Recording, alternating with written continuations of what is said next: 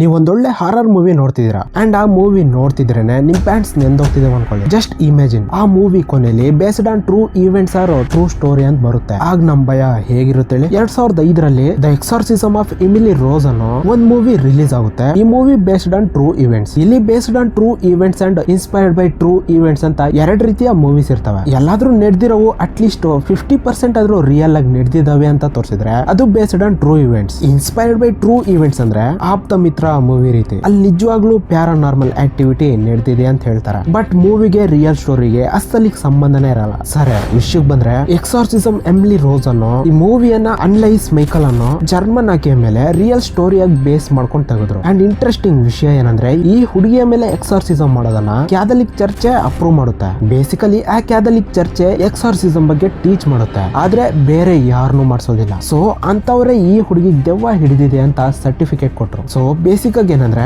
ದೆವ್ವ ಇದಾವೆ ಅಂತ ಹೇಳಿದ್ರು, ಆದ್ರೆ ನಿಜಕ್ಕೂ ಹಾಗೆ ದೆವ್ವಗಳು ಇದಾವ? ಅದಕ್ಕೆ ಆನ್ಸರ್ ನೋ, ಇಲ್ಲ.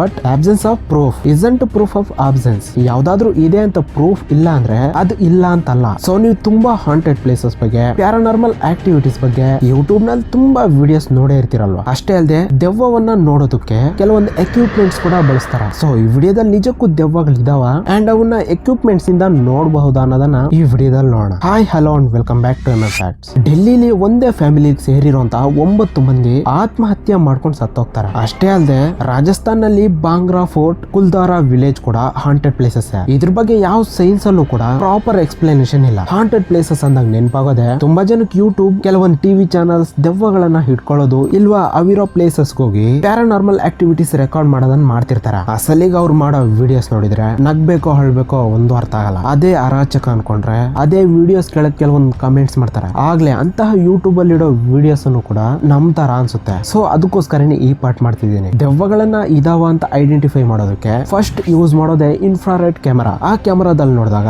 ಹೀಟ್ ವಿಷನ್ ಕಾಣಿಸುತ್ತೆ. ಬೇಸಿಕಲಿ ಏನಂದ್ರೆ ನೀವು ನೈಟ್ ಟೈಮ್ ನಲ್ಲಿ ಶೂಟ್ ಮಾಡ್ತಿದ್ದೀರಾ, ನಿಮ್ ಮುಂದೆ ಮನುಷ್ಯ ಕಾಣಿಸ್ತಿಲ್ಲ. ಬಟ್ ಇನ್ಫ್ರಾರೆಡ್ ಕ್ಯಾಮೆರಾದಲ್ಲಿ ನೋಡಿದ್ರೆ ಅಲ್ಲೊಂದು ಹೀಟ್ ಸಿಂಬಲ್ ಕಾಣಿಸುತ್ತೆ. ಅದೊಂದೇ ಅಲ್ಲ, ಸಪೋಸ್ ನೀವೊಂದು ಬ್ಲಾಕ್ ಕವರ್ ಮೇಲೆ ಕೂತ್ಕೊಂಡು ನೈಟ್ ಟೈಮ್ ನಲ್ಲಿ ಇದೀರಾ ಅನ್ಕೊಳ್ಳಿ. ಆ ಬ್ಲಾಕ್ ಕವರ್ ನಿಮ್ ಮುಂದೆ ಇದ್ರೂ ಕೂಡ ಅದು ಕ್ಯಾಮೆರಾ ಕಣ್ಣಿಗೆ ಕಾಣಿಸಲ್ಲ. ಬಟ್ ಇನ್ಫ್ರಾರೆಡ್ ಕ್ಯಾಮೆರಾದಲ್ಲಿ ಅಲ್ಲೊಬ್ಬ ಮನುಷ್ಯ ಇರೋ ರೀತಿ ಕಾಣಿಸುತ್ತೆ. ಅಂಡ್ ಸೆಕೆಂಡ್ ಒನ್ ಏನಂದ್ರೆ ಸಪೋಸ್ ನೀವೊಂದು ಕುರ್ಚಿಯಲ್ಲಿ ಕೂತಿದ್ದೀರಾ ಅನ್ಕೊಳ್ಳಿ. ಸ್ವಲ್ಪ ಕೂತ್ ನಂತರ ನಿಮ್ ಬಾಡಿಯಲ್ಲಿ ಇರೋ ಹೀಟ್ ಆ ಕುರ್ಚಿಗೆ ಪಾಸ್ ಆಗುತ್ತೆ. ಆ ನಂತರ ನೀವಿದ್ರು ಸರಿ ಇನ್ಫ್ರಾರೆಡ್ ಕ್ಯಾಮೆರಾದಲ್ಲಿ ನೀವು ಅಲ್ಲೇ ಇರೋ ರೀತಿ ನೋಡ್ಸುತ್ತೆ. ಸೊ ಅದೇ ಇನ್ಫ್ರಾರೆಡ್ ಕ್ಯಾಮೆರಾ ಮ್ಯಾಜಿಕ್. ನಿಜಕ್ಕೂ ದೆವ್ವಗಳನ್ನ ಇನ್ಫ್ರಾರೆಡ್ ಕ್ಯಾಮೆರಾದಲ್ಲಿ ನೋಡೋದಂದ್ರೆ ಅದು ದೊಡ್ಡ ಜೋಕೆ ಬಿಡಿ. ಅಂಡ್ ನೆಕ್ಸ್ಟ್ ಥರ್ಡ್ ಒನ್ ತುಂಬಾ ಜಾಸ್ತಿ ಬಳಸೋದು EMF ಮೀಟರ್. ಇದು ಹೇಗೆ ವರ್ಕ್ ಆಗುತ್ತೆ ಅಂದ್ರೆ ಯಾವ್ದಾದ್ರು ಮನುಷ್ಯ ತಯಾರು ಮಾಡಿರೋಂತ ವಸ್ತುವಿಂದ ಯಾವ್ದಾದ್ರು ಬರೋ ಎಲೆಕ್ಟ್ರೋಮ್ಯಾಗ್ನೆಟಿಕ್ ಫ್ಯೂಲ್ಸ್ ಅನ್ನ ಕಂಡುಹಿಡಿಯುತ್ತೆ. ಅದನ್ನ ತಗೊಂಡೋಗಿ ದೆವ್ವಗಳು ಇದಾವಂತ ತೋರಿಸ್ತಿರ್ತಾರೆ. ಅದು ನಿಮ್ಮ ಫೋನ್ ಪಕ್ಕ ಇಟ್ರು ಸರಿ ಅದರಿಂದ ಬರೋ ಎಲೆಕ್ಟ್ರೋಮ್ಯಾಗ್ನೆಟಿಕ್ ಫ್ಯೂಲ್ ಸ್ಟ್ರೆಂತ್ ಅನ್ನ ತೋರಿಸುತ್ತೆ. ಅದು ನಿಮ್ಮ ಕಾರ್ ಇಂಜಿನ್ ಪಕ್ಕ ಇಟ್ರು ಇಲ್ವಾ ಯಾವ್ದಾದ್ರು ಎಲೆಕ್ಟ್ರಿಕ್ ವಸ್ತು ಇದ್ರೆ ಅದರಿಂದ ಬರೋ ಎಲೆಕ್ಟ್ರೋಮ್ಯಾಗ್ನೆಟಿಕ್ ಫ್ಯೂಲ್ಸ್ ಅನ್ನ ಕಂಡುಹಿಡಿಯುತ್ತೆ. ಸಪೋಸ್ ಒಂದು ಹಾಂಟಿಂಗ್ ಹೌಸ್ ಹೋಗಿ ಈ EMF ಮೀಟರ್ ಅಲ್ಲಿ ತೋರಿಸ್ತಿದಾರ ಅನ್ಕೊಳ್ಳಿ, ಅದಲ್ಲಿರೋ ಕ್ಯಾಮ್ರಾ ಇಂದ ಬರೋ ಎಲೆಕ್ಟ್ರೋಮ್ಯಾಗ್ನೆಟಿಕ್ ಫ್ಯೂಲ್ಸ್ ಅನ್ನೇ ಅದು ತೋರಿಸ್ತಿದೆ ಅಂತ ಅರ್ಥ. ಅಲ್ಲಿ ದೆವ್ವದಿಂದ ಎಲೆಕ್ಟ್ರೋಮ್ಯಾಗ್ನೆಟಿಕ್ ಫ್ಯೂಲ್ಸ್ ಯಾಕೆ ಬರ್ತವೆ ಹೇಳಿ. ಅಂಡ್ ಫೈನಲಿ ಕನ್ಕ್ಲೂಷನ್, ದೇವ್ರ ಇದಾನೆ ಅಂದ್ರೆ ದೆವ್ವನು ಕೂಡ ಇರಬಹುದು. ಬಟ್ ಆದ್ರೆ ಆ ದೆವ್ವಗಳು ಭೂಮಿ ಮೇಲೆನೆ ಯಾಕಿರ್ಬೇಕು? ದೇವ್ರ ಇದಾನೆ ಅಂತ ನಾವು ಅನ್ಕೊಂಡ್ಮೇಲೆ ದೇವ್ರು ಆ ಆತ್ಮಗಳನ್ನ ಸ್ವರ್ಗಕ್ಕೋ ಇಲ್ವಾ ನರ್ಕಕ್ಕೋ ತಗೊಂಡ್ ಹೋಗ್ತಾನಂತನೂ ಕೂಡ ನಂಬೋದಲ್ವಾ. ಸೊ ನನ್ನ ಒಪಿನಿಯನ್ ಪ್ರಕಾರ ಈ ದೆವ್ವ ಇದೆಯಾ ಇಲ್ವಾ ಅಂತ ಪಕ್ಕಕ್ಕಿಟ್ರೆ ಹೀಗ್ ದೆವ್ವಗಳ ಮೇಲೆ ವಿಡಿಯೋಸ್ ಮಾಡ್ತಾ ಅದರಿಂದ ಬಿಸ್ನೆಸ್ ಮಾಡೋರಿಗೆ ಮಾತ್ರ ದೆವ್ವ ಅಂದ್ರೆ ಏನಂತನೂ ಗೊತ್ತಿಲ್ಲ.